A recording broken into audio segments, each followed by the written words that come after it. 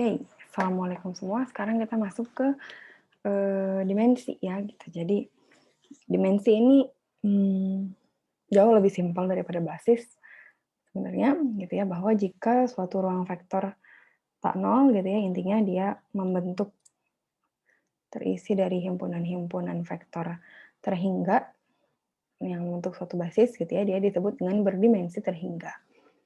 Gitu. Jika tak ada himpunan seperti itu, V disebut berdimensi tak hingga, gitu ya.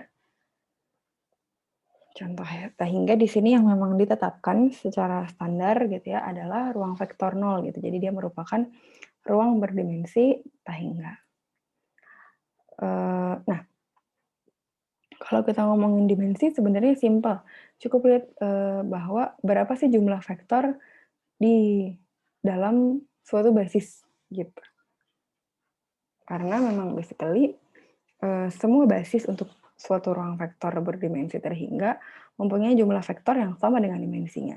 Ini ya, dimensi dari V adalah jumlah vektor dalam suatu basis V. Jadi ya kan memang gitu ya, kalau kita punya ruang dua dimensi gitu ya, pasti basisnya ada dua gitu. Jadi basisnya pasti adalah V1 sama V2 misalnya. Gak mungkin ada 3 ya kan. Kalau ada 3 berarti ada satu yang kelebihan gitu, redundan. Jadi nggak bisa. Jadi ini contohnya R2, V1, V2 berarti dimensinya adalah 2 gitu. Ya kan? Jadi sederhana sebenarnya. Nah, di sini kita bisa lihat bahwa setiap himpunan gitu ya, misalnya kita punya sebuah ruang vektor ya, dimensinya hingga. Anggaplah dia berdimensi Vn gitu ya. Jadi anggaplah dia Rn. Nah, ini kan harusnya basisnya V1 sampai Vn. Kalau ternyata kita punya sebuah himpunan, ya kita kasih contoh deh, misalnya R-nya adalah R3. Tiba-tiba S-nya ada V1, V2, V3, V4. Nah, itu kelebihan kan ya kita. Nah, di sini lebih dari N vektor gitu ya. Misalnya ini R3 ya contohnya, berarti kan pasti ada salah satu vektor yang adalah hasil dari vektor-vektor lainnya ya enggak?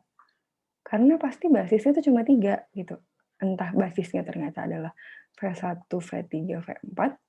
Nah, berarti si V2 ini ya, V2 ini yang ada di sini nih, berarti kan dia adalah kombinasi linear gitu dari berapa, entah dia berapa V1 plus berapa V2 plus V3 plus berapa V4. Intinya kalau vektornya kelebihan, pasti ada vektor yang merupakan kombinasi dari vektor lainnya, sehingga berarti dia tidak bebas secara linear. Ya, gitu. Itu yang pertama. Nah, kalau kita bahas yang kedua, yang pertama udah ya, kita bahas yang kedua, tidak ada himpunan dengan vektor yang kurang dari N. Jadi kita coba bahas masih di R3, gitu. Ternyata tiba-tiba S-nya itu cuman, mana dia? Cuman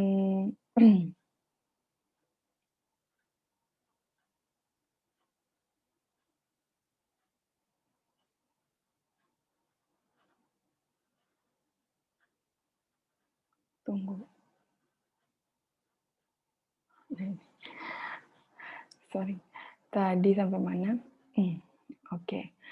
Sampai yang B ya, gitu. Kalau dia kurang dari N, ya ternyata S-nya isinya cuman V1 sama V2. Nah, ini kurang gitu kan. Gitu. Dia nggak bisa membentuk vektor-vektor lainnya. Karena dia tadi balik lagi ruangnya berdimensi 3. Nggak bisa lah gitu. Misalnya kita punya ruang berdimensi 3, tiba-tiba kita cuman punya V1 sama V2, dia kan jadi tidak merentang di dimensi 3 ya, dia nggak bisa merambah yang atas ini kalau dia cuma ada 2 vektor, kurang 1 vektor ya kan. Jadi dia tidak merentang di dimensi tersebut gitu. Nah, makanya tidak ada himpunan dengan vektor yang kurang dari N yang merentang. Ya, jadi kalau vektor yang kelebihan dia tidak bebas linear, kalau vektornya kurang berarti dia tidak merentang gitu ya. Mudah-mudahan bisa dipahami konsep dasarnya dari sebuah basis dan dimensi gitu. Ini konsep dasar banget gitu. Visualisasinya dan ilustrasinya saya harap bisa kegambar banget itu konsep dasarnya. Oke, kita next dulu ya.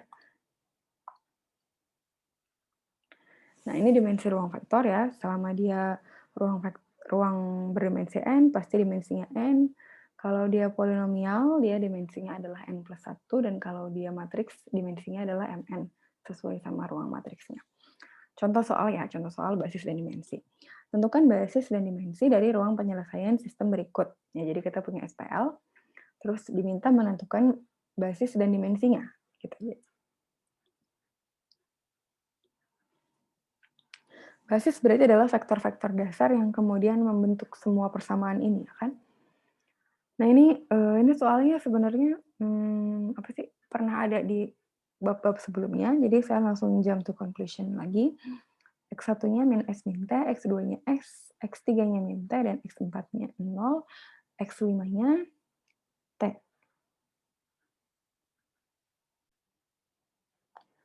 Oke, nah kalau ditulis ulang jadi seperti ini ya untuk solusinya, X1, X2, X3, X4, X5, ditulis dalam bentuk baris, gitu. Nah, kemudian ini coba dipecah vektor-vektornya. Ini kan parameter ya, parameter yang sebenarnya terdiri dari S dan T, sehingga dipecah menjadi satu untuk si S-nya ya, di sini untuk S, di sini untuk T. Gitu. Jadi dipecah jadi per parameter. Nah, ini ternyata membentuk vektor-vektor gitu kan, vektor-vektor. Jadi S-nya di sini dikeluarin, sisanya adalah min 1, 1, 0, 0, 0, dan di sini T-nya juga dikeluarin jadi min 1, 0, min 1, 0, 1. Nah, ini ya berarti adalah vektor-vektor yang kemudian membentuk persamaan tadi, ya kan, V1 sama V2.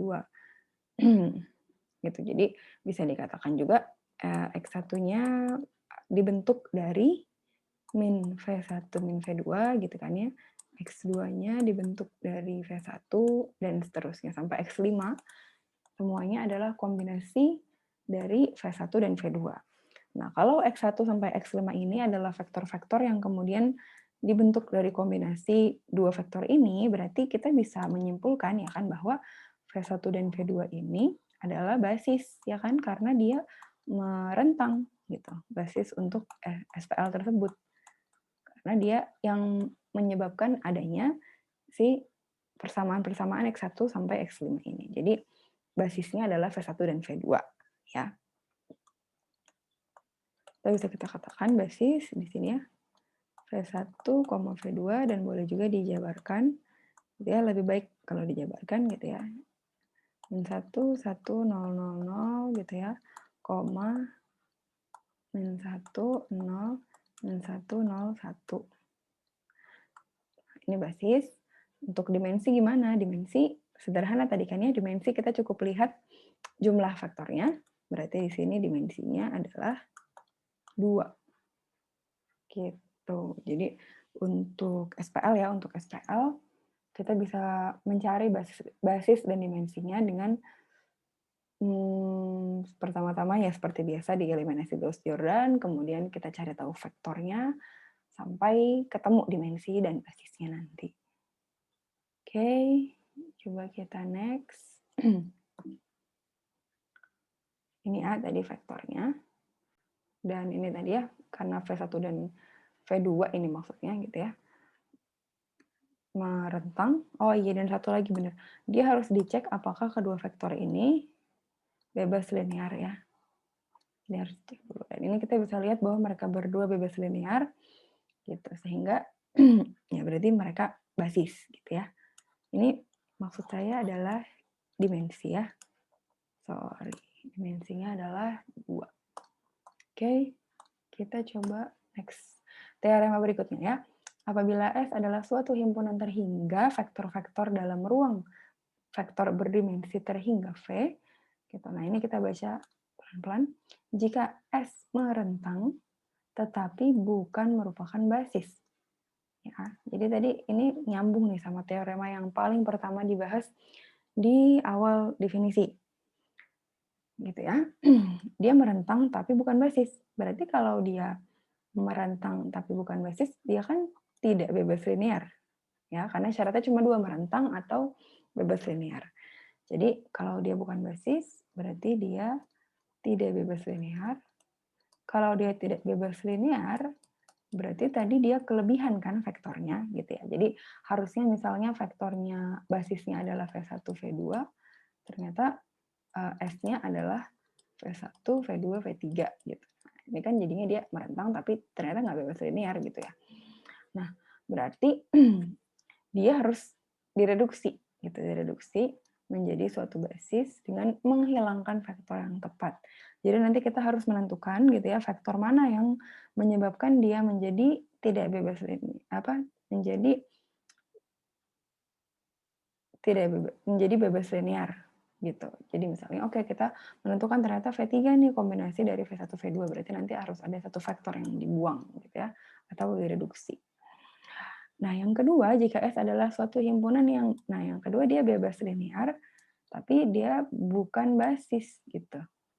Berarti untuk case yang kedua justru ini dia tidak merentang gitu ya. Tidak merentang, berarti vektornya kurang ya kan.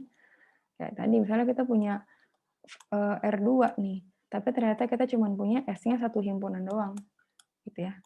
S-nya cuma V1. Nah, berarti dia butuh diperbesar ya, dia butuh ditambah vektornya supaya bisa menjadi basis. Kayak gitu. Ya, ini konsep-konsep dasar lagi gitu ya intinya.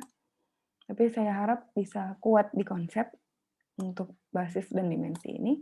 Nah, kalau kita udah paham kuat sama konsep-konsep yang tadi, kita akan sadar bahwa sebenarnya dalam pembuktian basis dan dimensi, ketika salah satunya terbukti gitu sebenarnya kita bisa membuktikan bahwa dia adalah basis. Contohnya ini yang A. Ya, kita bisa menyelesaikan soal-soal ini dengan dibayangin aja gitu. Tunjukkan bahwa V1 dan V2 adalah basis gitu. Nah, kita cukup cek dia misalnya kita bisa lihat bahwa dia bebas linear kan gitu, nggak ada hubungan kelinearan antara V1 dan V2. Sehingga ya udah berarti karena hal itu terjadi, berarti dua vektor tersebut membentuk basis gitu ya. Karena udah bebas linear, terus jumlah vektornya jelas sama gitu ya, bahwa dia R2, terus vektornya ada 2. Jadi pasti dia merentang juga ya, karena jumlah vektornya sama. Gitu. Atau contoh yang kedua, tunjukkan bahwa ketiga vektor ini membentuk basis untuk R3. Nah, ini kan sama ya, udah jelas bahwa vektornya ada 3, ruangnya berdimensi 3, jadi dia pasti merentang gitu, merentang. Nah, kita tinggal cek apakah dia bebas linear. Nah, kadang-kadang kita bisa mengecek dengan nggak usah menghitung gitu. Kita bisa lihat nih bahwa di sini, oh, V1 sama V2 contohnya nih. Ini Y-nya sama-sama 0 kan? Ya nggak? Berarti dia terletak di bidang yang sama. Di bidang apa? Di bidang XZ, ya kan? Nah, terus anggaplah kita cuma melihat bidang XZ gitu ya. Anggaplah kita cuma melihat ini kan XYZ gitu ya misalnya. Anggaplah kita cuma melihat di bidang XZ gitu ya, di mana di sini ada V1 sama V2. Nah, berarti kan cuma tinggal 2,-1 dan 4,7. Kita bisa lihat bahwa memang mereka di sini nggak ada keterkaitan linear ya. Jadi V1 dan V2 berarti adalah bebas linear gitu ya, jelas. Terus kita bisa cek bahwa V3 berada di luar bidang XZ. Ya udah berarti bebas linear juga ya kan. Ya udah berarti ketiga vektor merupakan basis untuk R3 kayak gitu. Jadi beberapa vektor gitu ya bisa kita cek hanya dengan ya udah dikira-kira gitu ya. Oh, oke, mereka bebas linear kok gitu ya. Bisa ketahuan gitu. Nah, kadang-kadang kita juga diminta untuk menambahkan vektor ini ya, atau mengurangi vektor tadi seperti saya bilang ya. Nah, ini contohnya ini yang menambahkan ya. Jadi cuma ada 2 vektor gitu. Sedangkan kita butuhnya R3 jadi pasti butuh satu vektor lagi gitu ya. Ya udah, kita anggaplah kita punya 2 buah vektor 1, 0, 1, kita butuh vektor yang ada di sini gitu ya. Ini coba saya tukar gitu ya, dan saya coba kaliin ini dengan, jadi anggaplah ini adalah sebuah matriks ya, biasanya saya susun, goal saya adalah nanti saya membentuk sebuah matriks yang tidak konsisten gitu. Jadi vektor-vektor yang bisa menjadi matriks konsisten. Karena untuk menjadi, tadi kan syaratnya 2 ya, span dan bebas linear. untuk menjadi span dan bebas linear itu ketiga vektor ini harus membentuk matriks yang konsisten. Jadi jangan sampai ada 000 gitu di bawahnya. Jadi goalnya kalau bisa adalah matriks identitas lah gitu ya, seenggaknya tengahnya. Jadi ini coba saya tuker dan dikali min 1 yang baris keduanya gitu ya, min E2 di atas. Jadi 1, 0, min 1. Ini saya taruh di bawah 120. Nah ini kita masih belum tahu ya, masih belum tahu. Tapi kalau misalnya kita operasikan ya, yang ini dikurangi dengan atasnya gitu ya. Ya ini kan jadi 10. Min 1 jadi 0. E2-nya min E1. Ini 2, ini 1. Gitu ya. Ini masih belum tahu apa juga. Nah, sebenarnya tinggal kita taruh satu vektor gitu ya. Paling gampang memang vektor basis dasar sih. Jadi ya udah gitu. Kalau ini misalnya saya taruh, ini kan 1 0 min 1, terus ini misalnya saya taruh bagi 2 deh ya. Saya bagi 2. Nah, ini vektor barunya ini anggaplah saya selipkan 0 0 1 gitu. Nah, ini kan jadi ya sebuah matriks yang kemudian konsisten gitu. Dan bebas linear, ingat ya, harus bebas linear. Gitu. Jadi nggak boleh nih, saya taruh vektor yang nggak boleh apa misalnya. Yang di sini misalnya min 1 ya. Jadi misalnya tadi matriksnya kan ya contoh yang salah gitu yang nggak boleh. Misalnya tadi saya punya matriks min 1 0 min 1 terus di sini 0 1 setengah. Ini udah saya mau taruh matriks vektornya min 1 0 1 gitu ya. Berarti nggak boleh gitu kan. Atau ini kan vektor asalnya min 1 0 1. Saya pengen nambahin vektornya 1 0 min 1 ya berarti nggak boleh. Ya nggak? Karena nanti matriks ini akan menjadi tidak konsisten karena baris 3 dan baris 1 saling mengeliminir. Kenapa saling mengeliminir? Ya karena tidak bebas linear gitu. Jadi harus diingat-ingat bahwa untuk nambahin vektor, kita harus nambahin vektor yang bebas linear. Gitu. Cara paling gampangnya memang untuk kebayangnya emang biasanya dibikin matriks gitu ya. Boleh dieliminasi dulu, boleh direduksi, boleh enggak gitu. Jadi seringkali jawabannya tidak ada yang benar-benar eksak sih dalam menambahkan vektor gitu ya. Selama dia bebas linear, gitu dia oke-oke aja gitu. Jadi nanti jawaban teman-teman bisa jadi beda-beda. 001 ada yang jawab nanti 002 gitu, ada yang jawab 003 atau ada yang jawab 0 berapalah gitu. Yang penting dia bebas linear dan matriksnya konsisten. Kayak gitu. Mudah-mudahan terbayang ya. Nanti untuk ngurangin vektor dia lebih sederhana sih, karena intinya kita akan mengurangi vektor yang punya hubungan linear dengan vektor-vektor lainnya. Oke, the end of basis and dimensi, gitu ya, udah selesai untuk section basis dan dimensi. Ini ada latihan ya untuk memperkuat pemahaman teman-teman tentang basis dan dimensi yang nggak lama sih dikerjain, jadi saya harap ini dikumpulkan hari ini juga. Ini soal pertama, soal kedua tentang basis ya. Yang ini basis dan dimensi dari persamaan ini ya. Harap ditentukan basis dan dimensinya berapa. Jadi kita punya SPL ya, SPL. Dan saya pengen teman-teman cari tahu berapa basis dan dimensinya. Dan yang terakhir, nah ini gampang sih. Ini bisa dikerjakan dengan cepat harusnya, tapi ini sekali lagi melatih pemahaman konsep. Jadi silakan dijawab aja. Mengapa vektor-vektor ini bukan basis pada ruangnya? Nah, ini harap diingat-ingat tadi teorema-teorema yang tadi saya berikan ya tentang kapan dia menjadi tidak merentang, kapan dia jadi tidak bebas linear dan kawan-kawan dan teman-temannya gitu tadi. Oke, sampai di sini mudah-mudahan bisa dipahami. Untuk pertemuan hari ini cukup sampai di sini saja dulu ya. Jangan lupa tugasnya dikumpulkan tepat waktu ya.